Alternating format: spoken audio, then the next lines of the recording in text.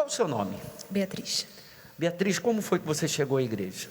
Eu cheguei após eu ter sofrido um abuso, né, na juventude. E aí eu fui crescendo, me tornei uma adolescente rebelde. E minha mãe, ela tinha muita raiva de mim. Minha mãe não gostava de mim e ela deixava isso muito claro. Ela me amaldiçoava, dizia que queria que eu saísse, que um caminhão passasse na minha cabeça. Então, assim, isso fazia com que eu quisesse ficar muito na rua. Então, eu ficava.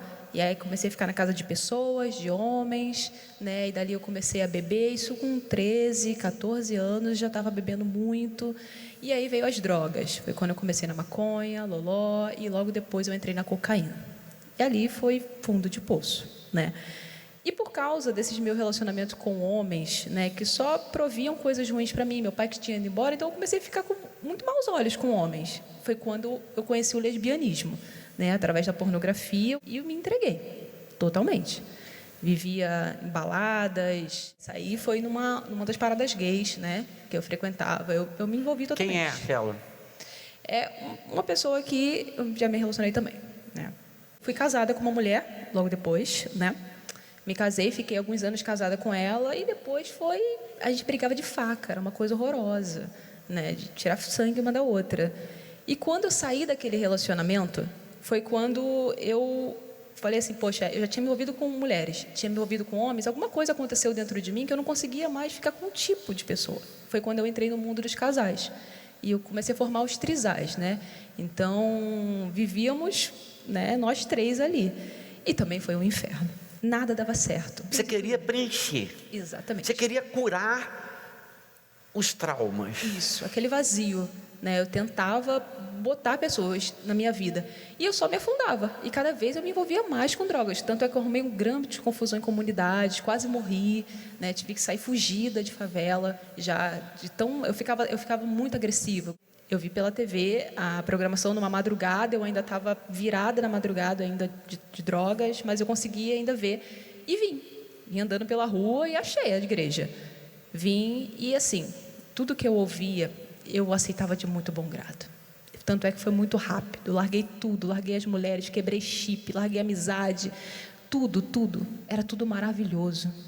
Era incrível, era como se jogasse água ali em mim, eu estava sedenta por aquilo. Eu vinha para a terapia do amor, nossa, quando eu falava de casamento, de fidelidade, eu aceitava tudo. Então foi muito rápido. E aí estava tudo ótimo, sendo que esse muito rápido me levou a uma acomodação. Aí eu entrei em um outro problema, que foi dentro da igreja, porque todo mundo falava, Bia, bacana, arrebentou, testemunho, poxa, mas você precisa do Espírito Santo. Aí eu falei, pra quê? Tá tudo bem, eu já tinha tudo que eu precisava. Eu me tornei uma mulher respeitada, eu estava sóbria, né? Eu era tudo que eu sempre quis ser. Então eu falei, eu não preciso. E para mim eu tinha Deus. Eu me soberbeci, né? Eu comecei a achar que eu não precisava de mais nada. Depois fiquei 6 anos na igreja assim. Eu estava em um grupo e tal, sendo que começou a ser um peso, pastor. O primeiro ponto foi isso, um peso, começou a ser um fardo. Aí começou os maus olhos, malícia. Comecei a ter problemas espirituais dentro da igreja, como a depressão ia e vinha. E como eu sabia o caminho da libertação, então eu vinha na sessão de descarrego. Aí aquele sentimento de angústia de querer morrer saía. Daqui a pouco voltava tudo de novo.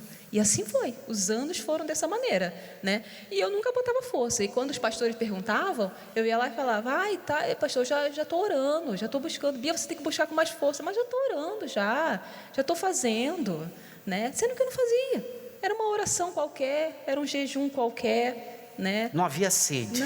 Não havia. A verdade é que não havia. Por mais que eu já estivesse com muitos problemas espirituais dentro da igreja, aquilo não me despertava. Eu só tinha paz dentro da igreja. Quando eu chegava fora, nossa, era uma angústia, era um desejo de me matar.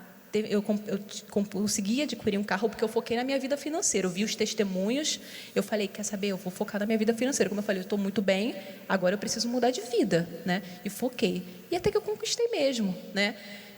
Quase que eu joguei o meu carro contra o poste uma vez, de tamanha angústia. Tamanho desespero dentro de mim, dentro da igreja. Cheguei a ponto, eu manifestava.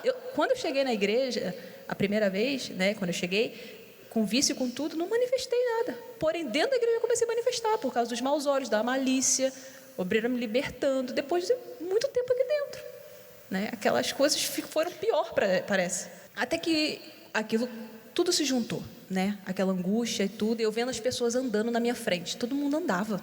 E aquilo dali eu falei assim, não, chega, eu preciso dar um jeito na minha vida. E foi quando eu lembrei que sempre falavam colocar toda a força. E foi quando eu falei, quer saber, eu vou fazer isso. Aí estava perto da Fogueira Santa. Aí eu peguei o envelope da Fogueira Santa, falei assim, não, mas eu vou fazer uma Fogueira Santa diferente. Eu fiz uma Fogueira Santa e não botei qualquer valor. Eu fui para a rua para trabalhar, para fazer o meu esforço ali. E eu fiz um espiritual. O que eu não fazia, que eu sempre falava para todo mundo que fazia, eu fiz dessa vez, né? Eu fiz jejum de verdade. Eu abri um jejum de Daniel fora de época. Não estava no propósito. Eu abri. Eu acordava de madrugada todos os dias. Fazia jejum de alimento todos os dias. Parece que tudo que eu não fiz nos 6 anos, eu fiz ali. Foram 2 semanas. Olha, eram orações de madrugada. Eu quase não dormia mais, né? Eu estava decidida a mudar de vida. Até que Deus viu aquilo ali. Viu o meu esforço e Ele veio, né? E quando Ele veio, bispo, foi uma alegria, foi uma paz, a sensação, e assim, que eu sempre falo, a certeza que eu era filha. Ali eu descobri que eu só fui um membro aqueles anos todos. E o incrível é que Ele me perdoou por ter negligenciado, feito de qualquer jeito, tratado Ele de qualquer jeito, depois de um testemunho desse, depois de tudo que Ele tinha feito na minha vida, e eu nem aí para Ele, e ali Ele me perdoou, pareceu que nem tinha feito nada de errado. Hoje eu tenho paz, hoje eu não tenho paz só dentro da igreja, eu tenho paz em todos os lugares, né?